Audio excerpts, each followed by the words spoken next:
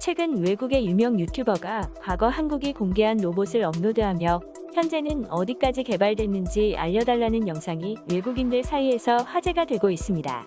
130kg에 달하는 무거운 로봇 팔을 조종사가 큰 힘을 들이지 않고 자유자재로 움직이는 것을 보니 정말 신기하다는 생각이 드는데요. 생각보다 매우 유연한 로봇의 모습에 퍼시픽님 같은 영화처럼 로봇을 조종하게 될 날이 얼마 남지 않았다는 댓글이 달릴 정도입니다. 길이 4m에 무게만 1.5톤에 달하는 거대한 한국산 로봇은 공개되자마자 많은 사람들의 눈길을 사로잡았습니다. 유명 IT 사이트와 외신들은 킬러 로봇이나 워머신이 드디어 만들어질 수 있는 발판이 마련되었다며 한국의 로봇을 앞다퉈서 보도했었고, 외국인 네티즌들 또한 이제까지 보지 못했던 새로운 로봇의 개발 소식에 기대된다는 반응을 보였는데요. 한국에서 개발한 로봇은 일본의 하지메 연구소에서 개발한 43호기 등보다 훨씬 더 유연하고 안정적인 걸음걸이를 보인다는 평가를 받아 한국의 우수한 기술력을 널리 알리기도 했습니다. 또한 2m 이상 크기를 키우면 안정성 문제 때문에 두 발로 걷기 힘들다는 로봇 공학자들의 생각을 벗어나 4m에 달하는 거대한 크기로 걷는 모습을 선보여 전문가들을 놀라게 만들었는데요. 실제 미국과 일본도 거대 로봇을 선보인 적이 있지만 큰 크기로 인해 직립보행을 포기하고 바퀴를 달아 움직였었죠. 그에 반해 한국에서 개발한 해당 로봇은 아직 완벽하진 않지만 직립보행을 하였고, 그 크기와 무게가 너무 거대하기 때문에 걸음을 옮길 때마다 옆 사무실 찻잔이 흔들릴 정도로 땅이 흔들렸다고 합니다.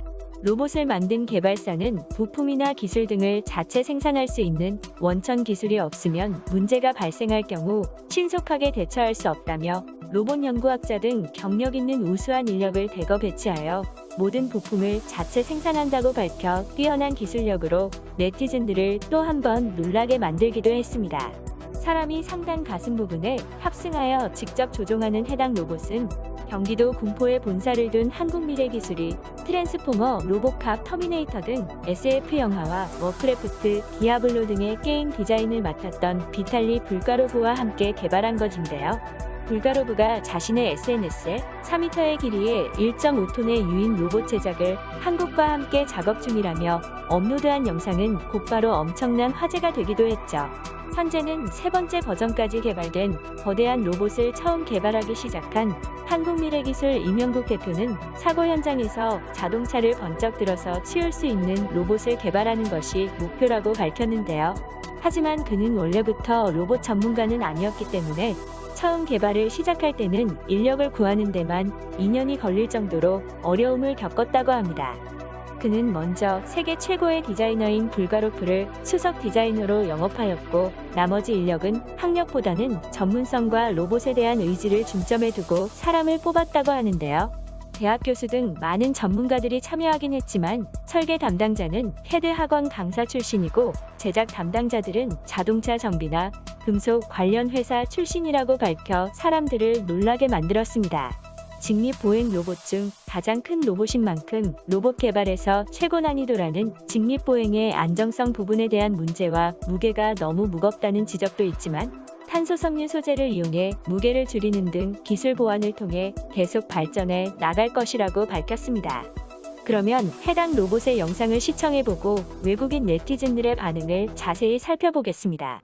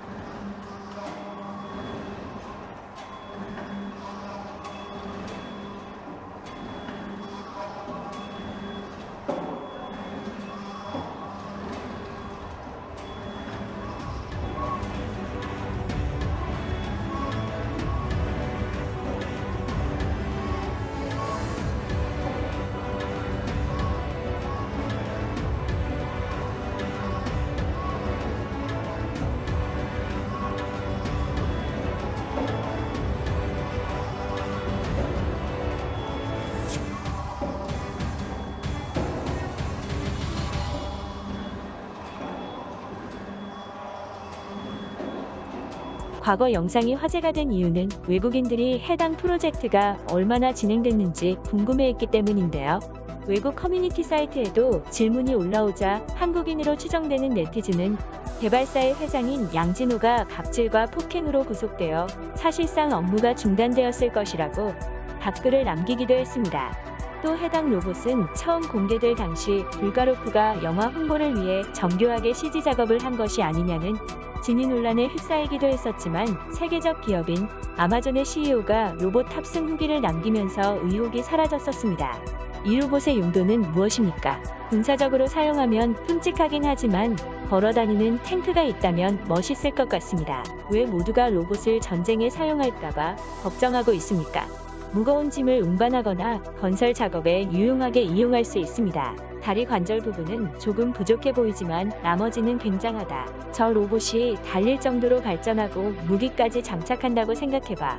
그러면 오늘 이야기는 여기까지 하도록 하겠습니다. 제 이야기가 마음에 드셨다면 구독과 좋아요 부탁드립니다. 시청해주셔서 감사합니다.